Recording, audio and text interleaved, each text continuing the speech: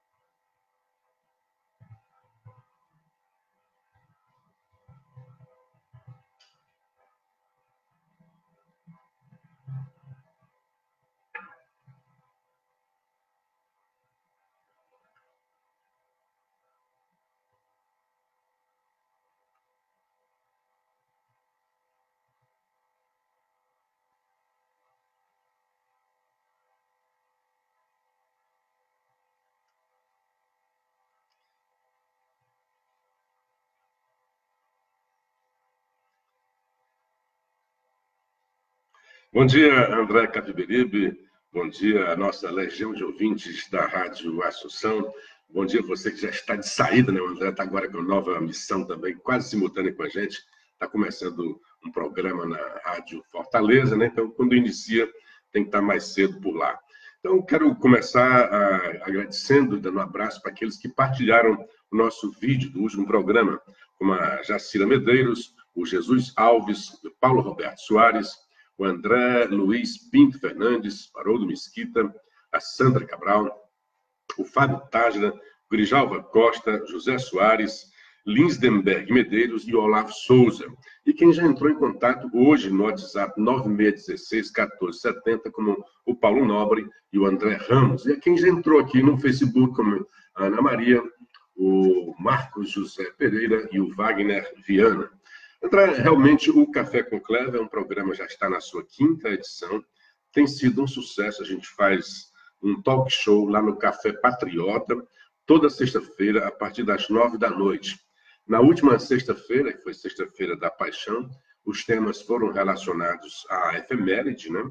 Então começou com o presidente da Academia Brasileira de Direito, Roberto Victor Ribeiro, um jovem que fez a sua monografia, sua TCC, na época de formação no direito, falando sobre o processo de Jesus Cristo, né? As arbitrariedades, os atropelos na área jurídica, tanto do direito hebraico quanto do direito romano, que foram cometidos para condenar Jesus. E foi dito até pelo querido Barros Alves, que há um estudioso também, um pensador, que diz que, na verdade, não se pode falar nem juridicamente, nem historicamente, de uma condenação de Jesus, porque houve, na verdade, o assassinato de Jesus. Em 24 horas, ele foi indiciado, preso, condenado e executado, né?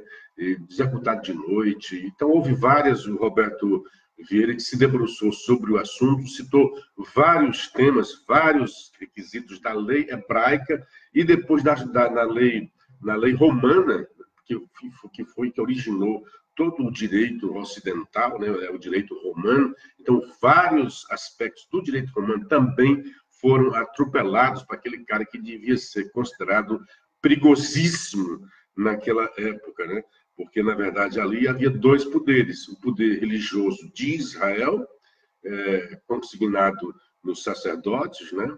E o poder romano, que vigia como colonizador. Israel estava sob o poder de Roma naquele período, né?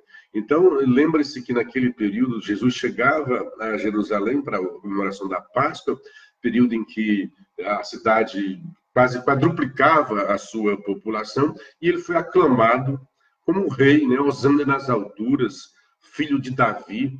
Então, aquilo colocou em polvorosa os poderosos da época, né? Que se imaginava, segundo a profecia, que seria alguém descendente de Davi.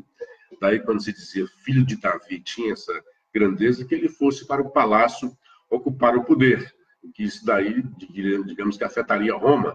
Mas não, ele saiu de imediato, foi para o templo, a sua casa de orações. O meu templo será casa de orações. E expulsou os capitalistas da época, né, que faziam os vendilhões, que faziam do templo uma casa de vendas, né, de capitalismo. Então, ele afetou realmente todos os poderes. E o Roberto Freire, Roberto Ribeiro, chama atenção para um fato muito relevante, que, na verdade, Jesus, ele fala que era antropocentrista, na verdade, era machista mesmo, né? Então, as mulheres eram relegadas a segundo plano. E Jesus trouxe a mulher para o primeiro plano. O cristianismo trouxe a mulher para o primeiro plano a partir de Jesus. Então, Jesus conversava com as mulheres, Jesus tinha as mulheres no seu discipulado, né? Então, isso afetou realmente aquele poder machista que tinha na época, e de forma que achavam o cara muito perigoso e acabaram com ele.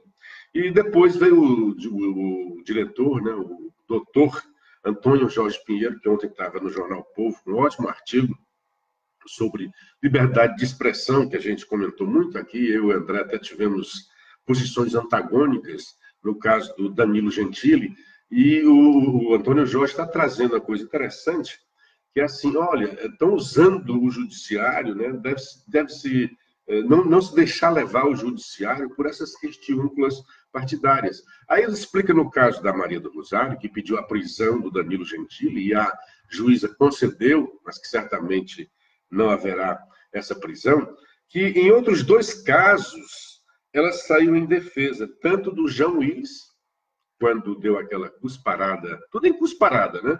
Quer dizer, falar mal, tudo bem, mas não pode. Mas cuspir nas pessoas, pode sim, é defendido pela Maria do Rosário. Ela defendeu o João Willis diante da cusparada que ele deu no então deputado Bolsonaro, e defendeu o Zé Maia, que também cuspiu numa mulher dentro de um restaurante. Então, aquilo ela não achou ofensivo. Então, o que ele acha é que o judiciário está sendo utilizado para essas questões. Agora mesmo, estavam tentando, um cara do PSB, aí, um deputado do PSB, foi ao STF pedir para que não houvesse hoje, olha só, não houvesse hoje a votação da reforma da Previdência na comissão, na CCJ, Comissão de Justiça e Constituição. Nessa comissão, não se vai ver qual é o mérito, se tem mérito, se tem problema ou não no mérito, é se tem problema ou não de legalidade. Então, qual é o problema, qual é o medo de votar? Na verdade, os oposicionistas querem ferrar o Brasil, porque ferrando o Brasil ferra o governo Bolsonaro, e eles teriam condições de voltar.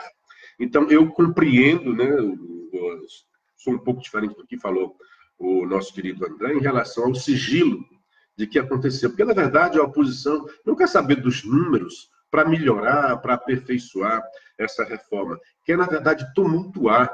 A gente viu recentemente, quando da visita do Paulo Guedes, a paciência que ele teve durante 6 horas, explicando por que tem que ter a reforma. Ninguém ali queria saber de explicações. O que queria mesmo era tumultuar. Até o ponto, ele é um senhor de mais de 70 anos, e diante de tanta provocação, ele acabou perdendo a fleuma, né? O cara chamou ele de tchutchuca, né? Era Tigrão com os pobres e tchutchuca com os poderosos. Então, estava muito claro ali que aquela turminha ali do recreio não quer saber de números, quer saber de brechas, de vulnerabilidades para atacar o governo. E o Brasil não precisa disso. O Brasil está precisando hoje aprovar a reforma da Previdência, mesmo porque houve uma grande expectativa no governo Bolsonaro em relação à economia. E o que tem acontecido nos últimos dias é que cada vez mais o pessoal está vendo uma expectativa de menor, está diminuindo o que se imaginava do ambiente econômico. Porque o Bolsonaro fez as suas derrapadas, o Bolsonaro realmente tem o seu meia-culpa, ele não foi, digamos que, enfático na defesa da reforma da Previdência,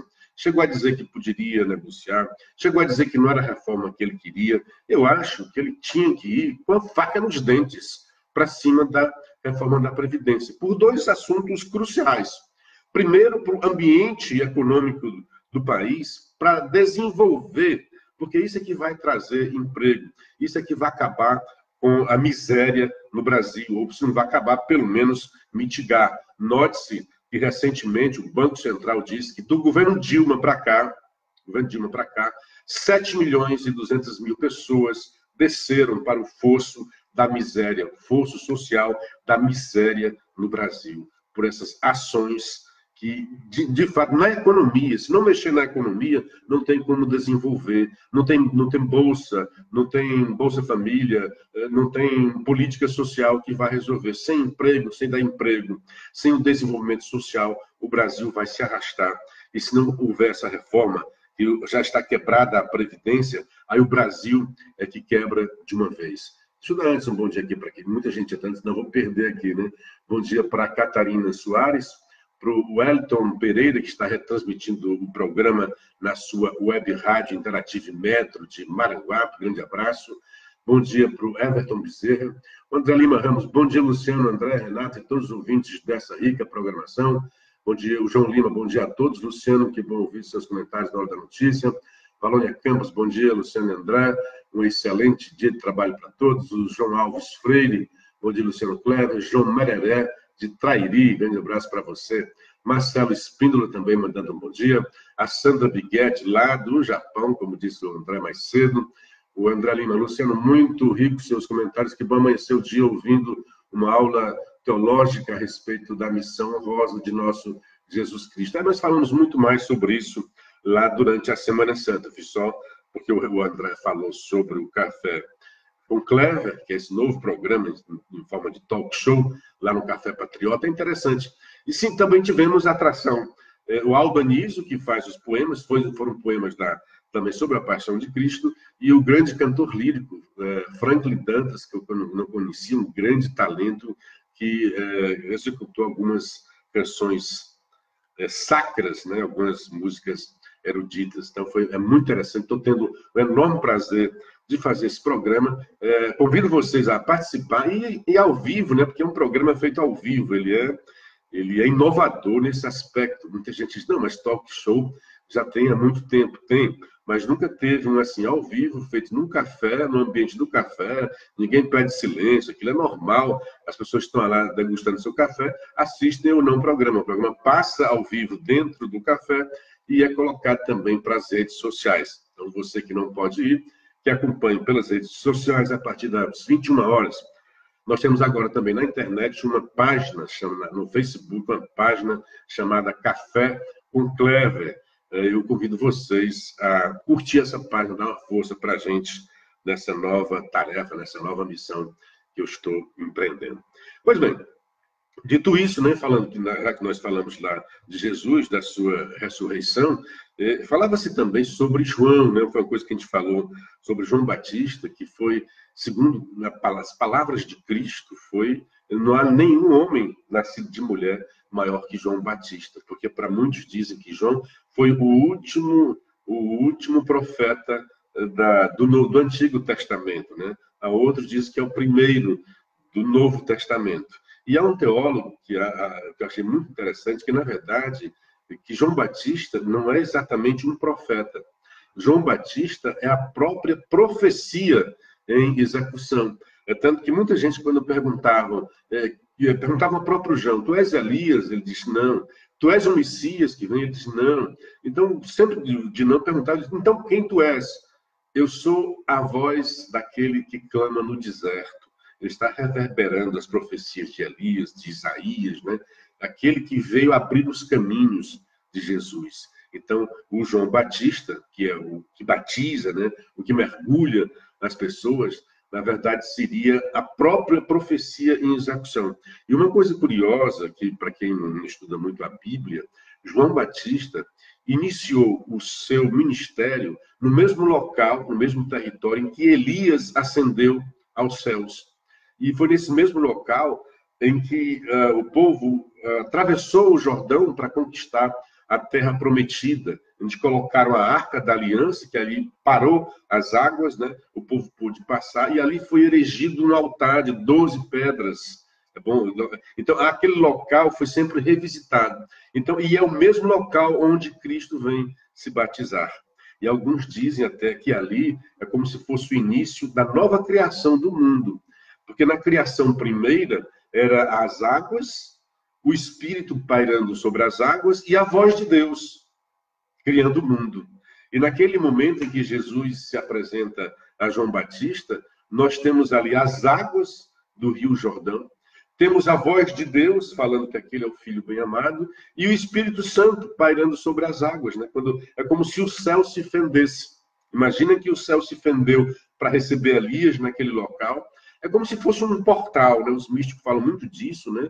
É como se fosse ali um portal. Os católicos, os cristãos não falam muito disso, mas na verdade, agora com Harry Potter se falou muito nisso, de portais, né?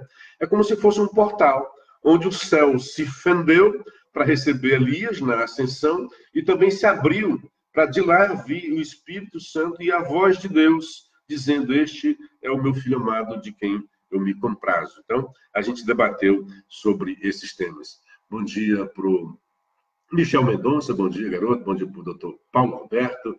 Bom dia para o Salles Neto. Bom dia, Luciano André. Gostaria que você desse sua opinião sobre a atitude do presidente andando de moto nas ruas e o comentário que a imprensa da esquerda sai divulgando. Elas Bom de Castro, bom dia, Elas Brasília e o Ronilson. Olha, o presidente é um factoide, né? O que o presidente fizer, o presidente faça uma respiração ali, a imprensa está em cima para fazer algum comentário. O presidente tem que entender que ele também é realmente alvo da imprensa. Nenhum problema, ao contrário, eu acho que aquilo traz popularidade. Foi demonstrada a popularidade do presidente, e quando vem um comentário, assim, não tem o que falar e dizer: olha, o presidente é um presidente popular. O que vem dizer: não, ele levantou o capacete, aquilo ali é uma coisa irregular. Mas, gente, vai procurar o que fazer, por gentileza, né? Aliás, foi bem lembrado sobre os comentários da imprensa, e eu tenho comentado muito isso também lá no Café com Clever. Eu abro o programa com um quadro chamado Mirando a Mídia, que é tratando exatamente dessas barbeiragens que a imprensa faz, e agora ela faz muito contra o Bolsonaro. Um dos mais recentes, um do Jornal Povo, a gente já falou até aqui bastante. Eu e o Renato falamos sobre isso uma vez que o editor de política, né, não publicou a manifestação do Lava Toga e publicou a manifestação do Lula livre. Havia duas manifestações no Brasil, essas manifestações ecoaram em Fortaleza, e em Fortaleza o Jornal Povo deu apenas uma, o Diário deu as duas. O Povo deu apenas uma. E, na mesma semana, o editor de política do Jornal Povo trouxe lá uma informação do México. Ele tinha essa informação do presidente mexicano, que recebia os jornalistas para dar entrevista, e a matéria, o tópico, era para fazer um contraponto, dizendo que Bolsonaro jamais, uma única vez, disse essa palavra.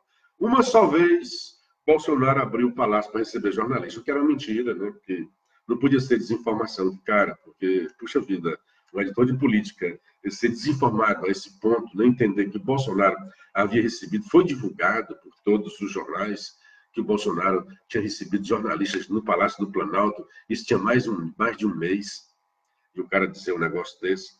Pois bem, agora, recentemente, Bolsonaro, no evento lá no Palácio, recebendo crianças, ele, a primeira-dama, todas as crianças muito amáveis com o Bolsonaro, um clima bastante afetivo, afetuoso. O presidente partiu para falar com cada uma delas, as crianças com a recepção maravilhosa. Aí cai o jornal Estado de dizer que uma criança teria se recusado a saudar o Bolsonaro. E aí toda a imprensa, vi até amigos meus repostando, né? Aí criaram vídeos, fizeram legendas falsas, né? Fake news total, usando crianças, usando a pureza das crianças. Eu lembro de uma delas, o cara: eu fico com a pureza das crianças. É quando a voz do nosso querido Gonzaguinha, né? Eu digo, realmente, agora, o que eu acho ruim é quando usa a pureza das crianças para fazer canalices. É canalha aquilo que foi feito. E também é uma canalice aquele que reposta. Então, a moçada da esquerda, né, que é contra o Bolsonaro, se refestelaram. e fizeram alusão ao próprio jornal Estado, quem trouxe a notícia, né? Porque aí rememorou o ato de quando, da ditadura, o João Figueiredo também teria sido afrontado por uma criança que cruzou os braços quando ele tentou saudá-la. Pronto. Então, Bolsonaro é um monstro, as crianças revelam isso, e a própria legenda mentirosa, maldosa, canalha, falava das crianças como se fosse: a mamãe disse que o governo é ruim, não sei se vocês viram isso daí. O próprio jornal, o Estadão, teve que vir atrás e reconhecer que tinha errado. E olha só o que é que o jornal fez. O jornal só reconheceu quando que houve o erro, depois que foi apresentado o vídeo original. Isto é, ele não precisou de provas para dizer uma mentira, para dizer uma barrigada, para tentar queimar o presidente da República, para queimar Jair Bolsonaro, num evento que foi altamente positivo para o presidente Bolsonaro e para a primeira-dama Michele, os dois muito simpáticos no evento. Então, foi preciso que a Secretaria de Comunicação enviasse o vídeo original para que só então o jornal Estadão reconhecesse.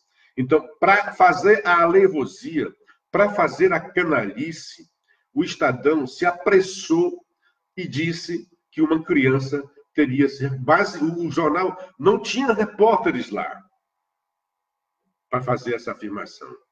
Não tinha os repórteres lá. Tinha apenas um vídeo que havia sido colocado nas próprias redes sociais do Bolsonaro. Tinha que pensar um pouco, né? Se o vídeo foi colocado na rede do Bolsonaro, era muito estranho que ele fosse colocar algo que fosse contra ele.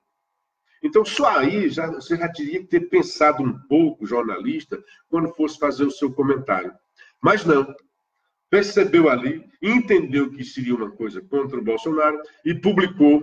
E aí foi publicado nas redes sociais, virou meme, né? A edição do vídeo, para dizer que Bolsonaro repetia Figueiredo. Pois bem, o que é que exatamente aconteceu ali?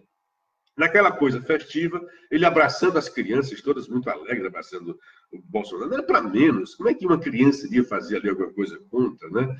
Então, uma delas lá disse que era palmeirense. E, porque sabia que ele era palmeirense, fez essa brincadeira. E ele se congratulou como um fã também do Palmeiras, que ele é. E perguntou a segunda se ela também era palmeirense, e ela fez um gesto negativo, que não era palmeirense, o time dela era outro. Quando só então o vídeo foi apresentado para o Estadão, essa matéria não saiu no impresso, é bem verdade, mas não precisa, né? Saiu nas redes sociais e ganharam o mundo, porque teria o aval do Estadão. Ora, o Estadão é um dos jornais que criaram essa história de checagem para dizer que não tem fake news e disseminou, sem o menor pejo, sem a menor vergonha, disseminou a fake news. Tudo bem que depois voltou atrás. O Estadão revelou que estava errado, que não era aquilo dali, que depois que viu o vídeo, eu acho que ficou mais vergonhoso, porque ele disse que depois que viu o vídeo, estava claro, não podia dizer que havia ali nada contra Jair Bolsonaro. Mas ele, como um veículo tradicional de imprensa que se dá respeito para fazer aquilo dali, que era uma coisa que iria chamar a atenção, eles tinham certeza que aquilo iria chamar a atenção, tinha que, no mínimo, ter olhado, ter visto qual é o problema, o que foi que houve realmente aí. Mas não, eles simplesmente divulgaram. E o Jornal Estadão chegou a dizer: correção, é errado se afirmar que criança se recusa a cumprimentar Bolsonaro, e publicou lá na sua página, né, porque não teria sido colocado na própria rede social. Mas é lamentável que, mais uma vez, a imprensa faça esse tipo de coisa, né? Expedito Boto, um grande abraço para você. O Boto foi outro que viu esse vídeo. Bom dia para o Ronilson Evangelista, para a Josefa, o Edival Filho Ajuda, de Sobral, o Hermes Vasconcelos, o Vicente Linhares Ponte, o Idelberto Gugel, o Valdo Alves. Bom dia para o Mábio Espinosa e para o nosso, como já falei, grande Expedito Boto, aqui de Sobral. Pois bem, tá, o Estadão fez o meia-culpa, né, coisa que muitos jornalistas não fazem, mas depois de já ter tocado tocado fogo aí, jogado fósforo na gasolina para tentar queimar a imagem do presidente. A gente já contou outros casos aqui. Recentemente também a Folha de São Paulo disse no título, né, que no governo pagou mais propaganda, né? Verba publicitária tinha crescido 63% no governo Bolsonaro. Fez um quadro, está lá o nome no governo Bolsonaro, embora no título tenha tentado aliviar, mas no quadro, que é a imagem, que é o mais visível, está muito claro que chama mais atenção. Primeiro, no jornal, o que chama atenção é a imagem. Isso é pesquisa, né? Isso é fato científico. A primeira coisa que você bate no jornal é a imagem, é o gráfico. Então, na matéria, primeiro é o gráfico, depois você vai para o título. Também está a letra grande. Mas a primeira, Adalberto Gugel avisa a imprensa maliciosa que a eleição acabou e perderam. Pois é, para eles, eu não sei o que querem, né, com isso. Né? Querem derrubar o Bolsonaro, querem um terceiro turno. Não tem mais tempo para isso, né?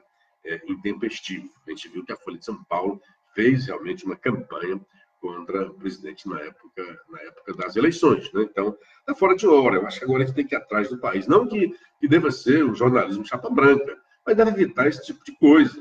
Eu acho que o jornalismo tem que ser crítico mesmo. O jornalismo é o olhar, é o ouvido e a voz da sociedade.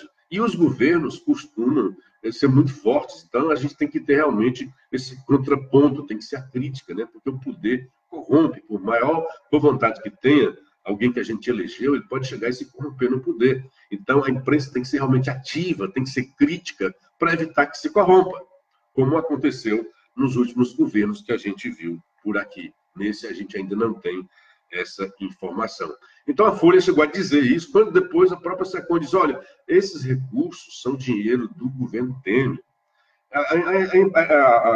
Se fosse do governo para o governo, ou de governos anteriores, ou de uma média que se fizesse, mas não. Aí esquecem que, recentemente, o governo acabou de assumir, tem 3 meses, e há muitas contas a pagar, restos a pagar, despesas que foram feitas lá atrás e que tem que ser feita agora.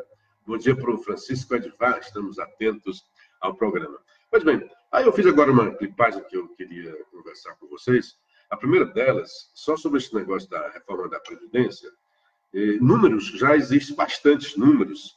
Por que o governo diz que vai tirar 1 trilhão ou não sei o que mais lá? O próprio Ministério da Economia já disse que vai, obviamente, hoje, não é? Hoje, os números dos estudos que foram feitos estão reservados para as autoridades e para os servidores autorizados para isso.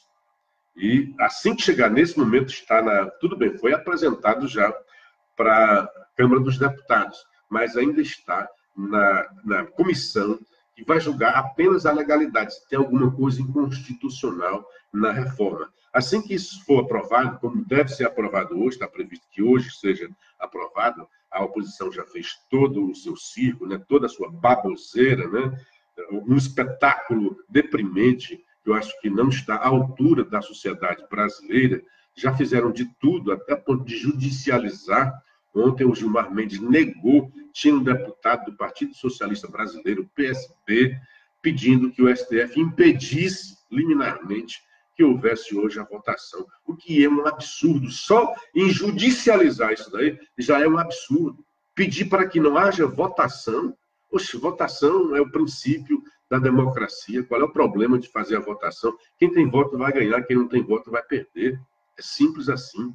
Agora, quando você acha que vai perder, aí apela para o tapetão. Que coisa vergonhosa, que coisa feia que o partido, que o PSB está fazendo. Então, um dos números para apresentar para vocês, assim, 1 em cada 3 cidades brasileiras, já tem mais aposentado do INSS que trabalhadores com carteira assinada, segundo o levantamento da Confederação Nacional do Comércio, publicado por O Globo. No fim de 2017, essa era a realidade de 1.874 cidades, 33% dos municípios do país. Só para você ter uma ideia, hoje, como é que funciona a Previdência brasileira, todo mundo acha que quer ter aposentadoria e acha que o dinheiro cai do céu. Se não tiver dinheiro, não se pagará a aposentadoria. E acontecia, o nosso querido Tibério, doutor Tibério, já esteve aqui, já apresentou, era um estudioso disso, né? Quando foi criado esse regime de partição, em que o governo e você mesmo contribui para fazer a aposentadoria, o que acontecia naquela época? Agora, como é que era o sistema? Você que está hoje no mercado de trabalho está financiando os proventos de quem já está aposentado. Naquela época era 8 por 1. Então, 8 pessoas que estavam no trabalho, com aquela contribuição que ele dava para a Previdência, servia para pagar uma aposentadoria. Depois foi diminuindo, ficou para 4, hoje está por aí 4, mais ou menos, quer dizer, desceu em 50%. E em algumas cidades brasileiras, conforme este levantamento, o número de aposentados já é maior do que o de pessoas na ativa. Já inverteu. Então, de onde será tirado o dinheiro para pagar essa aposentadoria? Não existe. Se não houver essa reforma e não houver com urgência, porque já está quebrado, não é de agora. Tinha que ter sido feita a reforma lá na Dilma. A Dilma não conseguiu fazer reforma. O Temer não conseguiu fazer reforma devido a uma ação do procurador. Os poderosos, aqueles que recebem aposentadoria alta, o seu Janot se aposentou, recebe 31 mil reais. 31 mil reais. 80% dos brasileiros têm um salário mínimo como aposentadoria. Então, são esses privilegiados que tentam barrar a aposentadoria. Tem gente que disse, está em tom jocoso, de que se realmente essa previdência fosse contra os pobres, há muito tempo ela já tinha sido aprovada. O problema é que ela está enfrentando os privilégios. Por exemplo, com esta reforma, se aprovada, os deputados, os políticos como um todo, não terão mais aquele privilégio de se aposentar, contribui ali rapidamente e se aposenta. Apenas esses que já entraram, porque tem um direito adquirido, né? Os últimos aí foram de 2018. A partir daí, aqueles que vão entrar no sistema político já não terão mais esse privilégio, que, na verdade, é um assinte diante de uma sociedade tão desigual quanto é a do Brasil. Então, nós precisamos, sim, fazer essa reforma e com urgência, e vai ser aprovada, sim, se Deus quiser, hoje, na Comissão de Justiça. Depois, vai para a Comissão Especial. E aí, sim, lá, todos os números precisam realmente ser detalhados, que é quando o mérito vai ser julgado. É quando você vai... Agora mesmo, na CCJ, alguns pontos, que são chamados pontos laterais, que não têm a ver especificamente com a reforma, que dizem até que o governo coloca essas coisas para tentar depois negociar com o Congresso, para ter como negociar, alguns pontos já vão ser retirados, já estão sendo negociados para que seja aprovada hoje na Comissão de Justiça. Depois vai para a Comissão Especial e talvez até no fim do semestre seja aprovado. E tem que ser com urgência, e tem que dar uma reforma, um alerta, uma mensagem para o mercado que o Brasil realmente vai fazer essa reforma, que esse governo vai dar segurança jurídica, por isso o presidente não pode dar essas derrapadas, como ele fez no caso do diesel, que mandou uma mensagem completamente conflituosa para os mercados que querem investir, mas tem medo que esse Bolsonaro realmente ele vai dar segurança jurídica ou vai ser uma Dilma que de repente muda a economia. Os caras não querem, vão trazer o seu dinheiro se não tiver segurança jurídica, vão colocar no outro ponto. Deixa eu dar um abraço aqui para o André Lima. O presidente Bolsonaro aprovou a lei de incentivo à cultura, substituindo a antiga lei Rouanet, que era somente para sustentar artistas famosos. Acabou a moleza desse povo que mamava nas tetas do governo. Essa nova lei será para patrocinar eventos culturais, artistas amadores, enquanto a lei Rouanet patrocinava essa cultura mascarada com uma quantia absurda de 60 milhões anualmente. Com essa nova lei, será repassado 1 milhão com incentivo à cultura local e artista da terra. Aliás, um amigo meu brincava dizendo que artista da terra é minhoca, né? Ele não queria ser chamado. Ele disse, nós somos artistas nacionais, nascidos no Ceará. Tinha essa brincadeira. Luciano, o que mudará com essa nova lei? Expedito Boto, bom dia, amigos. Por que o governo não cobra os grandes sonegadores? Quem disse que não cobra, Boto? Cobra sim, está cobrando, e tem PEC até sobre isso daí. E está havendo cobrança, e sempre se cobrou. O problema é que não é fácil. Você é comerciante, sabe que não é fácil fazer a cobrança, porque a justiça não permite, porque tem precatórios. Muitos desses devedores da própria Previdência já não existem mais as empresas. Mas isso é de uma grande bobagem, boa. Uma boa. Porque se eu pegar toda a dívida, todos os grandes devedores, todos, do menor ao maior, pegar esse dinheiro todinho, colocar no saco por causa da Previdência, ela paga um mês. Um mês. No outro mês, já temos que, de novo, ter que ter outra multidão de gente que devesse para poder pagar. Mas e as dívidas já terão zeradas, né? Então, mesmo que eu juntasse todas as dívidas, mesmo que eu cobrasse, tivesse êxito em 100%, das dívidas, não resolveria o problema da Previdência. E este governo está fazendo as duas coisas. Está fazendo a cobrança e está fazendo também a reforma da Previdência. Quem mais? Vem aí a reforma tributária. Hoje a Folha de São Paulo traz até um editorial falando disso, que, enfim, o governo vai fazer cobrança lá do primeiro andar. Os governos petistas, que isso é uma pauta da esquerda, 14 anos de governo, 16 anos, né? 8, 14, 16 anos de governo, nunca fizeram isso. Nem sequer o imposto progressivo, nem o IPTU nas cidades provocadas pela esquerda fizeram o imposto progressivo. Nada, não foi feito nenhuma coisa nos governos petistas, e isso é uma pauta.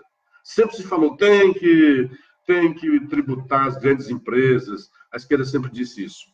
E os governos petistas tiveram 16 anos para fazer isso e não fizeram. Bom dia para o Marcílio Aires Martins. Bom dia, Marcílio.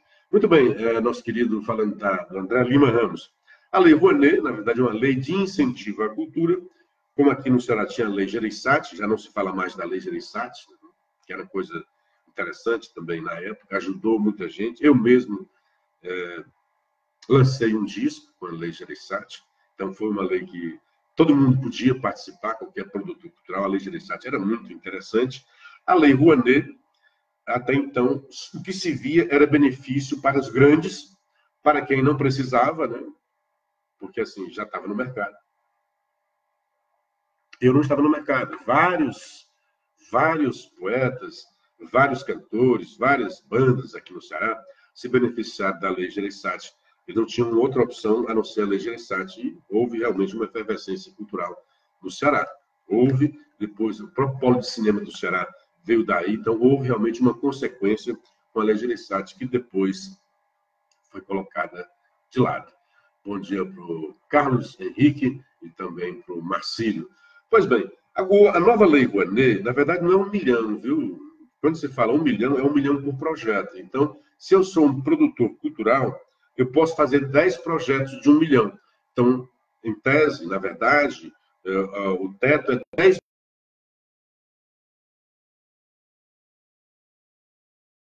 que acabei de falar com ele, fosse um produtor cultural, ele pode fazer um projeto, e esse projeto é no máximo de 1 milhão por ano. Mas ele pode fazer mais 9 projetos de 1 milhão. E aí se acaba. Aí, depois dos 10 projetos, ele não terá direito a mais nenhum projeto naquele ano. O que vai fazer nessa hora que eu vejo? Primeiro é que havia uma concentração no local. De novo, no país das desigualdades, e aí vem aquela história, né? De a água sempre corre para o mar.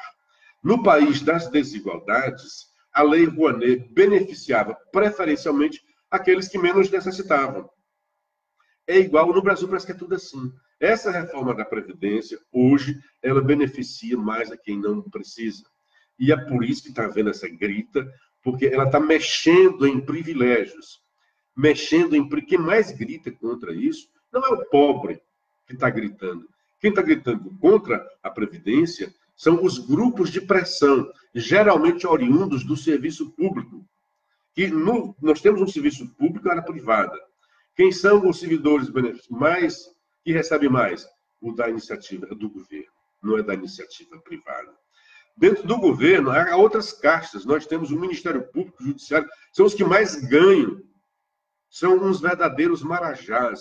No país das desigualdades, isso é um assinte. E o Bolsonaro toca na ferida. Pela primeira vez é feita uma reforma da Previdência com uma alíquota diferenciada, que vai de 7,5%, vai até 27%, se eu não me engano, parecido com o imposto de renda. Até então, a alíquota era para todo mundo igual. Aqui o Camilo aumentou a alíquota da Previdência. Aumentou de forma linear, para pobres e para ricos. E aqui no Ceará nós temos também marajás. Tem gente aí com mais de 40 mil aposentado, recebendo mais de 40 mil reais. Então, a reforma do Paulo Guedes é muito inteligente e socialmente justa. Primeiro, para acabar os privilégios. E segundo, para tentar reordenar. Olha, quem é mais pobre vai pagar menos. E quem é mais rico vai pagar mais. Isso é o princípio básico da justiça social. O cara que ganha só um salário mínimo vai pagar a sua líquida, que era de 8,5%, 8%, vai descer para 7,5%. Já aqueles outros que pagavam no máximo 14%, vão chegar a 27%. Nada mais justa. Olha, não tem dúvida, a grande grita, e esse pessoal da oposição lá gritando, é por causa disso. É porque essa oposição geralmente representa esses grupos de pressão. São oriundos de sindicatos, geralmente sindicatos da área pública, de servidores, porque é uma grande massa de servidores. E essa grande massa é uma massa da classe média, né, que promove o pensamento, que estimula, que faz com que as pessoas, como o nosso querido Boto, que não é servidor público, que até ele chega a pensar, por que não cobra dos sonegadores? Isso é uma falácia. Uma falácia. Cobra-se também dos sonegadores. Agora, é muita bobagem na hora que se fala da Previdência. Por que não cobra dos sonegadores? Isso é desviar o foco. Cobrar dos sonegadores não vai resolver os problemas. Tem que cobrar? Claro que tem que cobrar, mas não vai negar os problemas. Então, essa tentativa da lei, agora de incentivo à cultura do Bolsonaro, menos para mais, né? Então, havia uma concentração, era mais para menos, né? Era muito mais recurso para muito menos artistas, era uma panelinha mesmo, e a gente estava acostumado a ver isso daí. Então, agora, é menos recurso individualmente, mas com certeza vai atingir muito mais gente, o que é algo mais democrático, o que é algo que dá mais, tira as desigualdades. Aliás, eu ia começar falando de uma coisa, eu falei agora há pouco do Camilo, e ele está reclamando sobre a segurança, né? Então, o Ceará teve uma redução grande de crimes, né? E maior do que... Aliás, o Brasil como um todo teve uma redução de 25% de crimes letais. Então, aquela história de... Se bem que ainda é muito cedo, mas se tivesse havido um aumento, com certeza, os desarmamentistas iriam dizer que tinha aumentado a violência por causa da posse de arma, né? A posse de arma. Como houve a redução, ninguém fala. Mas o que é certo é que não há, pelo menos por enquanto, essa associação imediata de mais armas, mais violência. Aumentou o número de armas no Brasil como um todo e houve um decréscimo de 25% em média. No Ceará, houve um acréscimo maior ainda.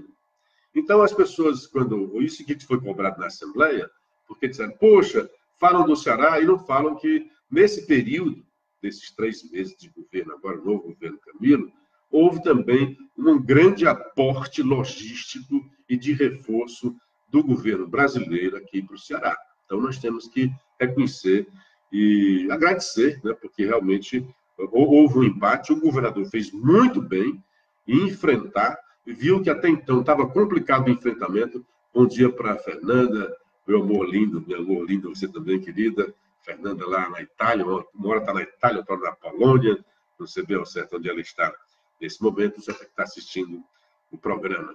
Pois bem, aí agora o Camilo vem dizer, e assim, essa coisa de tentar colocar, como sempre se tentou, né? O Camilo até que recentemente fez uma meia-culpa também para os governos petistas, mas muita gente, quando era governo petista, não tinha esse discurso assim, olha, quem tem que resolver o problema aí da segurança é o governo federal. E o André disse, replicou a palavra do governador, dizendo, olha, o Ceará não produz coca. Na verdade, o Brasil não produz cocaína. E que quando entra no Brasil, a culpa é do governo federal, porque é dele a responsabilidade de vigiar as fronteiras internacionais. Mas é bom lembrar para o governador que o Ceará não faz fronteira com nenhum país. O Ceará não tem fronteiras, na verdade, né? O Ceará tem divisas. Tem divisas com o Rio Grande do Norte, tem divisas com o Piauí, tem divisa com Pernambuco. São 3 divisas. E a fronteira do Ceará é bem menor do que a fronteira do Brasil com os seus países fronteiriços. Então, se cabe ao governo federal vigiar as fronteiras internacionais, caberia também ao governo estadual vigiar suas divisas. Então, se é culpa do governo federal a droga que vem de fora entrar no Brasil, da mesma forma, seria culpa do governo estadual permitir que as drogas entrem no seu estado. Estou citando Camila aqui, mas é porque esse discurso é de todo mundo. Os governos federais, Laércio Barroso, bom dia, na Suíça, olha, está internacional. Está tão internacional que a Fátima Jones também está assistindo a gente lá no Jordão, aqui em Sobral. Grande abraço para vocês. Então, não se pode fugir das responsabilidades e reconhecer, por exemplo, na luta contra aqueles criminosos que enfrentaram frontalmente o Estado, os bandidos das facções, o governo recorreu ao Planalto e o Planalto, tempestivamente, de imediato, veio em socorro e em boa hora nós conseguimos acabar com aquele problema. É óbvio que a insegurança continua, não é assim de um dia para outro, mas aquela crise horrorosa pela qual nós passamos foi debelada, tanto por parte do governo estadual, que fez, ele mesmo mudou a sua estrutura, ele mesmo reconheceu que não estava dando certo aquela sua política penitenciária, colocou um homem sério lá no lugar da anterior, mudou até o nome da pasta, da secretaria, fez um trabalho correto, houve uma reação em cima desse trabalho para que ele não ocorresse e, com a ajuda federal, o governo estadual conseguiu. Então, não tem essa de dizer que é fácil você dizer o governo federal está deixando entrar as drogas nas nossas fronteiras. E quem deixa entrar as drogas nas divisas também tem a sua responsabilidade, viu, doutor Camilo? À frente. Outra coisa que eu tinha levantado aqui, mais uma do Ciro Gomes. Né? O Ciro, eu não sei, aliás, o Lula foi quem melhor definiu o Ciro Gomes. Ciro, um cara muito competente, muito inteligente, brilhante, mas ele parece que, mas ao mesmo tempo é um cara que sabota a si mesmo. Eu acho que a inteligência é enorme, é muito grande, aí ele tenta fazer também uma sabotagem contra si mesmo, tenta fazer autossabotagem. Recentemente, para um site americano, que também tem no Brasil, ele foi nesse site que ele disse que é o fim definitivo. Faz tempo que ele fala dessa ruptura com os petistas. E ele não perde a esperança de voltar ao poder, sonha com isso todos os dias, quer que o governo Bolsonaro se dê mal para ele voltar como cara que, olha, vocês não votaram, vocês tinham o nome e não votaram. Eu acho que a hora do Ciro já passou. Já passou. Não tem mais volta. Ele tem que ir a outros projetos, porque para a presidência da República houve uma mudança na própria concepção da sociedade brasileira e não aceita mais esse tipo de oportunismo. Pois bem, aí ele foi lá nos Estados Unidos, foi dizer isso, e como ele não podia falar de Bolsonaro, ele foi agora também descer o cacete nos judeus. O Ciro, que já foi racista, fez declarações racistas contra o Fernando Holliday, o vereador que é negro e é gay, o mais novo vereador, e inteligente, por sinal, esteve lá no nosso Café com Clever, esteve muito bem, explicou isso daí, processou o Ciro, já ganhou, o Ciro disse de novo que ele era o capitãozinho do mato, e de novo ele está processando, porque não tem como fugir, é racismo, a frase é racista, e agora Ciro está com uma frase antissemita, uma frase típica de nazistas. A palavra é essa, nazistas. Porque foi o foco. Assim, aqui sim, eu posso dizer que há algo de nazismo nas palavras de Ciro. Porque diziam disso do Bolsonaro. E é estranho, porque ao mesmo tempo que diziam que Bolsonaro era nazista, o Bolsonaro tinha apoio dos judeus. Né? O Bolsonaro flertava com Israel. O Bolsonaro dizia que ia transferir a capital, ia transferir a embaixada brasileira para a capital, que até então era Tel Aviv, e agora os israelenses estão dizendo que é Jerusalém, iria transferir para lá. Pois bem, a Confederação Israelita do Brasil afirmou neste domingo, de ontem, que vai processar o ex-presidenciável Ciro Gomes por causa de declarações dele sobre a relação da comunidade judaica com o presidente Jair Bolsonaro. Para a entidade, Ciro fez a afirmação antissemita e generalizada ao comentar o assunto em entrevista ao site HuffPost Brasil. Na entrevista publicada no sábado, dia 20, Ciro afirmou que Bolsonaro diz a grupos de interesse o que eles querem ouvir. Agora, olha o que ele vai dizer aí. Por exemplo, para os amigos dele, aí, esses corruptos da comunidade judaica, ele está dizendo que a comunidade judaica é corrupta. Hitler dizia que a comunidade judaica era corrupta. Hitler dizia que a comunidade judaica era responsável pelos males da Alemanha, a comunidade dos financistas.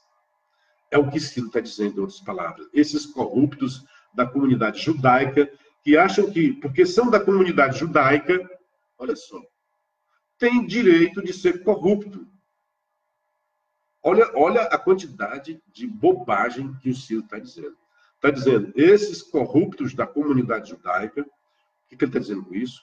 Dizendo que todos os judeus da comunidade judaica são corruptos. Os corruptos da comunidade judaica, né? Se ele dissesse alguns corruptos, né, que compõem a comunidade judaica, mas não. As palavras fazem sentido. E o Ciro não é nenhum bobo. Você pode até dizer do Bolsonaro. Olha, ele não quis falar isso, ele não... O Ciro domina a língua. O Ciro se amostra disso. O Ciro critica o juiz Moro, um cara que, né, não é nem ignorante, não é nem iletrado, dizendo que o Moro tem problemas, não domina bem a língua. Só porque ele falou cônjuge, às vezes é só na pronúncia. Cônjuge é complicado, né? Cônjuge.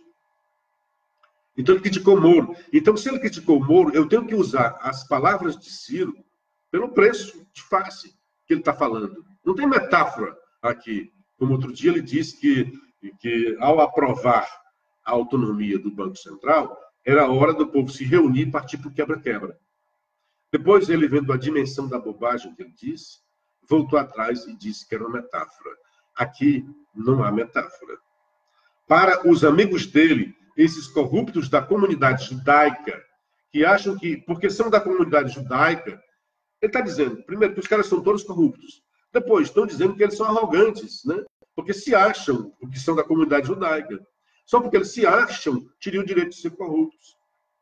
A frase dele, esses corruptos da comunidade judaica, que acham que, porque são da comunidade judaica, têm direito de ser corrupto. Corrupto, para mim, não interessa se é curdo ou cearense. Corrupto é corrupto, ladrão é ladrão. Ele disse para eles que ia transferir a embaixada do Brasil a custo de grana para a campanha. Ele está dizendo que o Bolsonaro recebeu o dia dos judeus para transferir a embaixada do Brasil para Jerusalém. Então houve um estelionato aí, não é, Ciro? Se ele recebeu dinheiro, e cadê esse dinheiro? Como é que o Ciro diz uma bobagem dessa? Sem poder comprovar. Dizer que houve um dinheiro que o Bolsonaro recebeu, foi comprado pelos judeus, é coisa de fake news. Isso não é coisa que está à altura de Ciro. Então que ele comprove, que ele dê pelo menos os indícios. Só porque Bolsonaro... E o que se diz sempre, na verdade, a grita, o grosso aqui, que pede que o Brasil mude a sua capital, a sua embaixada, para a capital Jerusalém dos judeus, a capital de Israel. Quem está cobrando isso daqui não é a comunidade judaica. Quem cobra isso daqui é a comunidade evangélica do Brasil. Não tem nada com judaísmo. A religiosidade dos evangélicos que acredita que a vinda de Jesus, a volta de Jesus, se dará depois de Jerusalém conquistada, depois de Israel voltar ao poder. Há essa profecia lá em Apocalipse. Então, os evangélicos que apoiaram fortemente Jair Bolsonaro, cobraram dele essa mudança de embaixada. E ficaram meio de beicinho, não gostaram quando Jair Bolsonaro, de forma sábia, diz, nós vamos mudar, mas não agora, isso é devagar, porque isso tem um problema geopolítico, né? Tem as relações internacionais, não é uma coisa tão fácil de fazer, é fácil falar numa campanha. Mas ele deixou claro que isso é um namoro, está noivado e vai haver o casamento. Aí vem o seu Ciro Gomes, completamente fora da realidade, e diz que Bolsonaro foi comprado pelos judeus, que os judeus são corruptos Então, isso é uma coisa, ele vai negar, vai dizer que isso não é nazismo. Mas isso não tem outra frase. O que era que os alemães, né, o que é que Hitler fazia, o que é que os nazistas pensavam, o que é que os nazistas diziam dos judeus. E foi essa frase, e foi essa expressão, esse sentimento e esse pensamento que mobilizou a sociedade alemã em torno de Hitler, em torno do massacre que ele promoveu, massacre contra a humanidade. Então, nós não podemos deixar barato isso, não. Nós não podemos, nós precisamos estar sempre ativos, vigilantes, para que isso não volte a acontecer. E criticar as palavras de Ciro, quando ele age desta forma, é um dos modos da gente se colocar contra o nazismo, de dizer que a gente não nega isso, que há os negacionistas, né, que diz que até tem gente até que diz que não houve holocausto, que é uma aberração. A Confederação, em resposta, afirmou que não vê o ex-presidenciável do PDT ligando outras minorias ou grupos à corrupção do Brasil. E mencionou que ele já havia anteriormente relacionado o financiamento de campanha de Bolsonaro ao sionismo radical. Atenta, né, a Confederação está dizendo que não é a primeira vez. O Ciro já havia feito uma denúncia antes, dizendo que a campanha de Bolsonaro tinha tido financiamento do sionismo radical. Essa história de sionismo também é outra vertente contemporânea do nazismo e que as esquerdas abraçam. Depois fico com raiva quando o homem diz lá que o nazismo foi uma coisa de esquerda. Mas essa história de sionismo é uma expressão muito cara aos esquerdistas, muito reverberada pelos esquerdistas. Se pretende, diz a Confederação, se pretende ser visto como um político despido de ódios e preconceitos, cabe ao ex-governador se retratar das infelizes declarações contra os judeus brasileiros. Quer dizer, quando se fala da comunidade judaica no Brasil, ele está referindo duas. Os religiosos, quando fala judeu, se o cara quando diz que é judeu e ele não é nascido em Israel, é o componente religioso. Porque você pode ser judeu, israelita, aquele que nasce lá em Israel, e, veja bem, o cara que é nascido em Israel pode ter outra religião, que é até islamita lá. Ele não é judeu nesse aspecto. Quando ele é nascido aqui no Brasil, então, quando se fala judeu, é a religiosidade. Então, ele está indo contra uma minoria religiosa. Então, há um preconceito contra a comunidade judaica e também contra a minoria religiosa, o judaísmo. Não é só aqui porque ele é descendente, a sua família vem lá de Israel, não. Eles são imigrantes, ou também já nascidos no Brasil, mas que têm a ascendência deles seja judaica. Porque há também brasileiros nascidos no Brasil que não têm ascendência judaica, mas que se converteram ao judaísmo. São também judeus. Então, os judeus, quando se fala, há dois componentes. Há o componente geográfico, daquele que nasce lá, que na verdade é mais chamado de israelita, israelense. E quando se fala judeu, é a religião que ele professa. Então, o Ciro atingiu aí também uma minoria religiosa, porque os judeus são minoria religiosa no Brasil. Então, ele teve um preconceito religioso contra a comunidade judaica e também ele flertou com o pensamento nazista quando acusa todos os judeus. É como se assim, o cara judeu é corrupto. É o que dizia Hitler. Não diferenciava. Ora, há corruptos entre os judeus, sem dúvida. É claro que há corruptos entre os judeus. Então, ele está falando da paixão de Cristo. Havia Cristo que era um judeu. Havia Judas que era judeu. Então, havia os apóstolos que eram judeus. Mas havia os sacerdotes do Sinédrio que eram judeus e fizeram com que Jesus fosse executado. Então, ele não será bom, simplesmente bom porque é judeu, mas também não será simplesmente ruim porque é judeu. Somos todos, né, dessa mesma centelha cósmica, do mesmo barro. Então, nós temos os defeitos e as qualidades. Sejamos nós o que formos, gays, brancos, pretos, amarelos, judeu, brasileiro, qualquer religião, cristão, ou islamita, ou judeu, o que for, haverá entre eles. Mas quando você diz, por exemplo, que os negros não prestam, isso é racismo. Porque há gente ruim e gente boa entre os negros. É como dizer também que os brancos não prestam. É claro que há gente boa e gente ruim entre os brancos. É como dizer que os padres não prestam. É claro que há gente ruim e gente boa entre os padres, entre qualquer profissão, entre os seres humanos. Mas quando você coloca um selo de uma coisa ruim, negativa, numa comunidade, é assim, todos os judeus são corruptos, disse aqui o Ciro. Ou pelo menos todos os judeus do Brasil, né? Quando ele fala comunidade judaica, está falando aqui do Brasil. Se não está falando, pior ainda, é assim, mais nazista ainda. Porque os nazistas diziam que os judeus, em qualquer parte do mundo, não prestavam.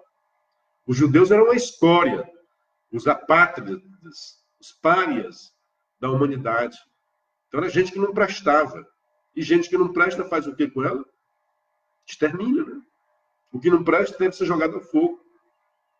Então, se você deixar prosperar, e é isso que faz bem a confederação, é você deixar disseminar, é você deixar florescer de novo essa coisa horrorosa que foi o nazismo. Então, eu me junto à comunidade judaica, eu sou fã, realmente, não nego, sou fã dos judeus, acho que os judeus... Aliás, eu vejo sempre o padre, me lembrava do padre Oswaldo de novo, sou fã do padre Oswaldo, que foi também professor do Ciro, que gosta dos judeus. Você chega na casa do padre Oswaldo, tem esses 4 ícones da humanidade, outros quadros lá. Tem quadro de Jesus, tem quadro de Marx, tem quadro de Einstein e tem quadro de Freud. E ele diz que são os 4 luminares da humanidade.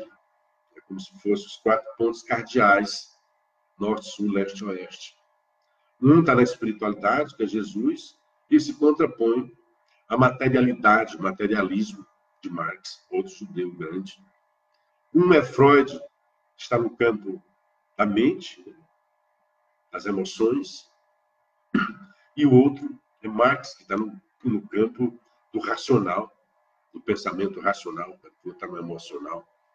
Então, são os 4 grandes cardeais. Então, os judeus, não é que eles são maiores ou melhores, é uma raça antiga, ancestral, e faz por onde está atrás de se desenvolver. A diferença, quando você vê, é clara. Quando houve a partilha, em 1947, os judeus se propuseram a fazer o seu Estado, o seu país, a tornar a sua nação, a sua terra, o seu território. O que é que os árabes fizeram? No dia seguinte, 6 países árabes tentaram massacrar Israel. Olha a diferença, o que é Israel hoje, o que é a Palestina. Então, se você falar em termos de povo, só imaginar em termos de preconceito, vamos colocar aqui. Quem foi o povo que evoluiu?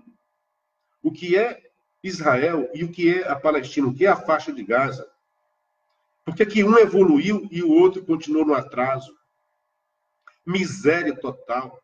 Por que um é democrata e o outro é tirânico? Se for analisar povo por povo, vamos fazer essa reflexão. Porque Israel, quando teve a partilha, se propôs a construir o seu Estado, a buscar de volta, tal, enquanto que o outro, os palestinos, que não são um povo, na verdade o povo é o árabe, em vez de tentar construir do outro lado o seu Estado e se contrapor a Israel e tentar viver em paz, a energia deles, o que move esse povo, é o objetivo de destruir Israel. Destruir Israel. Então Israel cresceu, se desenvolveu. E quando foi atacado, tinha lá uma partilha. Então, alguns terrenos, alguns territórios que hoje Israel ocupou, e que é muito ainda questionado, Israel tinha deixado de lado quando da partilha. Agora, o que aconteceu? Houve uma guerra. No dia seguinte que a partilha, Israel forma o seu Estado, vai fazer as formalizações, o parlamento, aquela coisa toda, é atacado. 6 países árabes atacaram Israel, foram para lá, para afogar, para massacrar, para não deixar o Estado de Israel. E foi rechaçado. Na hora que tem a guerra, a Israel recupera suas terras. Posteriormente, nova guerra, a Guerra de 6 Dias. Aí, de novo, Israel já muito mais fortalecido, se no início, que estava sendo ainda gestado o Estado, Israel rechaçou a agressão que lhe foi imposta, imagina agora. Então, na Guerra de 6 Dias, que durou bastante mais dias, né? Israel massacrou um bocado daqueles países e avançou sobre os seus territórios. Guerra. Na guerra tem essa legitimidade, a conquista de territórios. Aí você faz uma guerra, tenta matar o outro, quando aí você perde, aí, não, eu quero de volta as terras. Peraí. Vamos negociar esse negócio direito. Então, me estendi aqui nesse aspecto só para dizer que, lamentar, é um absurdo realmente isso que o Ciro falou e deve ser rechaçado por todos os democratas. Bom dia, deixa eu dar um bom dia para o Gustavo que já entrou aqui. Fernando Camilo Santana, precisa conhecer melhor a área geográfica de nosso estado. Isso foi demais, nomear divisa do estado como fronteira. Não sei se ele disse isso, né? Moisés Soares, bom dia, meu amigo Luciano, estamos na audiência. O Eufrásio, o Ciro fala bobagem, é o óbvio, né? Ele fala muita coisa inteligente, muita coisa interessante. O problema é que, às vezes, quando ele quer atingir as outras pessoas, como é o caso, toda a vida foi isso, né? Ele quer atingir alguém, aí esquece, né? Diz que ia receber o Moro aqui na bala. Depois até ele negou. Então, quando ele quer atacar alguém, diz bobagens. Nessa hora, o Ciro é muito infeliz. É o palpite infeliz. É o próprio... Se a gente falou no início do programa que João era a própria profecia, o Ciro não faz palpite. O Ciro é o próprio palpite infeliz quando faz esse tipo de coisa. E Ciro tem envergadura para muito mais do que isso. Ciro tem inteligência para ser ferino, para atacar, sem descer a essas baixarias, sem partir para o preconceito. Isso demonstra muito o preconceito. E a Bíblia diz que a boca fala do que o coração está cheio. Então, eu acho que você deveria repensar. Já está muito tempo, né, para repensar. Ele disse até que já tinha melhorado, mas sempre tiver sempre essas recaídas. Uma hora chama um de capitãozinho do mato, sem ver do nada. Né? Para que chamar o rapaz? O que o rapaz fez contra ele? O que a comunidade judaica fez contra o Ciro? Será que ele foi atrás de dinheiro e não conseguiu? E aí, por quê? Parece uma coisa gratuita, um preconceito bobo. Muito estranho isso do Ciro. Não tá, é como se ele não tivesse, sei lá, bem da cabeça nesse momento. É como se ele tivesse uns hiatos em que o Ciro sai do corpo e entra ali um demônio, coisa ruim, que toma conta dele para dizer esse tipo de coisa. Então, Ciro, está na hora de exorcizar esse demônio que de vez em quando toma conta de ti. Bom dia para o André Lima Ramos. O Ciro Gomes somente abre a boca para falar bobagem. Tenho a impressão de que a derrota nas urnas, na disputa da presidencial no ano passado, mexeu com a cabeça dele. Pode ser uma, ao ponto de falar e cometer tantas barbaridades. Hidalberto, guerras, 48, 56, 67, 73, está falando das guerras contra o povo judeu. André Lima, parabéns, Luciano, sempre enriquecendo esse programa com uma aula de história. Bom dia do Henrique Costa, Robson Medeiros, um grande abraço, Luiz Helena, Adriano Ribeiro, Padre Martins, Gustelino Nogueira, bom dia a todos. O Henrique Costa, coronel, só fala bobagem, falta humildade nesse... Acho que falta mesmo humildade. Eu tinha clipado, já fugindo agora desse ponto, que eu acho que tinha que falar mais sobre isso, né? Porque esse preconceito é inominável. Não, a gente não deve deixar florescer. Merece realmente toda crítica. Eu tinha clipado aqui a história de a Folha de São Paulo está aí porque pediu os documentos da reforma da Previdência. E o Guedes negou. Negou e disse, olha, não, é porque a nossa Constituição brasileira diz isso, mas não sei o que, transparência. Eu acho até que poderia. Mas isso é uma questão estratégica, econômica, e alguns números realmente não podem ser elevados de uma hora para outra. Eu acho que já vai ser. E a lei diz que documentos preparatórios que fundamentam atos e decisões administrativos têm acesso liberado após a edição de decisão ou do ato administrativo. Então, mais uma vez, o Paulo Guedes está respaldado quando ele diz isso daí. Aí nós temos o STF nega pedido de suspensão de votação da Previdência. Era o deputado, o rapaz que tentou fazer, passou por esse vexame, chama-se Aliel Machado, do Paraná, do PSB do Paraná. Ele havia apresentado a liminar para barrar a sessão da CCJ. A mudança da Lei Rouanet já falamos. Assim, eu já tinha falado muito sobre isso, até foi a discussão com o Renato, que ele fugiu da discussão, era sobre isso, né? Eu dizia para o André, expliquei na época direitinho como é que funcionava esse inquérito, que não tem nada de inconstitucional. Está lá dentro do regimento, é legal realmente, e eu achei bom porque eu falei isso na quinta-feira, e no sábado teve um desembargador entrevistado pela Folha de São Paulo, que colocou os pingos nos is, né, como é aquele programa, de que realmente é ilegal, que não tem nada de ilegal, nada de aberração jurídica. O que ele critica, que eu critiquei também, é a interpretação, né? Os ministros são realmente a sede do STF, e a outra coisa de você abrir um inquérito sem ter um fato determinado para averiguar. É tanto que, aí sim, o que eu acho uma aberração jurídica nesse inquérito lá do Toffoli e do Moraes, o que é um inquérito? Houve aquela agressão e você vai investigar, ok? Portanto, o que você vai investigar são fatos pretéritos do passado. O que aconteceu com o antagonista? O inquérito já havia sido aberto. Então, não seria aquele que saiu do antagonista. Porque o inquérito era aquele que já passou. Então, há um fato, há um indício de que houve um roubo, uma coisa. Bom, roubaram aqui um laptop no STF. Então, pode sim o Toffoli fazer uma investigação. Não precisa chamar a PGR para isso. Vai investigar. Porque houve um roubo. Não é? Aí, de repente, abre um inquérito. Olha, houve um outro roubo ali. Não, seria outro inquérito.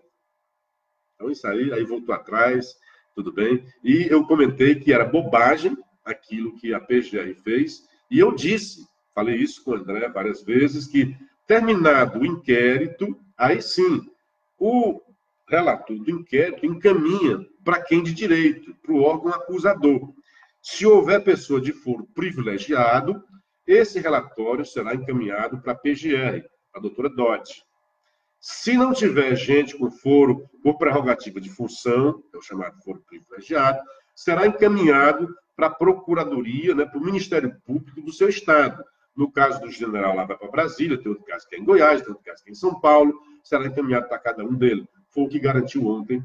Eu acho bom dizer isso, porque eu falei, não sou advogado, não conheço, mas gosto de estudo, gosto do direito, estudo, vou atrás, pesquiso, e era realmente isso daí. Ontem, lá em Portugal, aqui Dodge se encontrou, o Moraes falou em Portugal, e a Dodge se encontrou com o Toffoli, e ele disse, o resultado do inquérito, quando ele for concluído, vai para os órgãos que têm competência para o prosseguimento, as corregedorias, Ministério Público, Procuradoria-Geral da República. Não haverá usurpação de competência do Ministério Público. O presidente do Supremo disse ainda que a conversa com Dodge foi tranquila e que a relação do STF com a PGR sempre foi e continuará sendo excelente. Como eu disse, sem crise. Né? Mais cedo, Moraes disse que nem todos os crimes apurados são de atribuição da PGR. Portanto, como eu tinha falado também, alguns podem ir para a PGR, outros podem ir para outro canto. Ontem, também reforçando o que eu falei, a AGU, a Advocacia Geral da União, diz que a NPR faz ilações para atacar inquérito de Toffoli. O que foi? A Associação Nacional de Procuradores disse que aquele inquérito era para investigar procuradores. Ainda pediu. Se houver alguma investigação, que tenha a participação da Procuradoria, pedindo privilégios.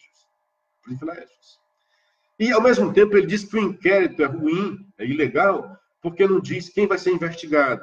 Aí a própria AGU diz, como é que é? Como é que você diz que o inquérito não tem alguém determinado para investigar e, ao mesmo tempo, diz que o inquérito é para investigar procuradores? Ou tem ou não tem. E a nota da NPR dizia as duas coisas, e negou. E a AGU diz, de início, não se vislumbra a necessária pertinência entre o ato impugnado e as finalidades da Associação Impetrante, a NPR. Isso porque, em que pese seja a finalidade institucional a defesa de seus associados, não existe relação entre a portaria de março de 2019 e as atividades desenvolvidas pelos membros do Ministério Público. Então, uma bobagem da NPR para tentar acabar com... Então, diz assim, revela-se, no mínimo, contraditório argumentar que o procedimento atingiria membros do Ministério Público Federal.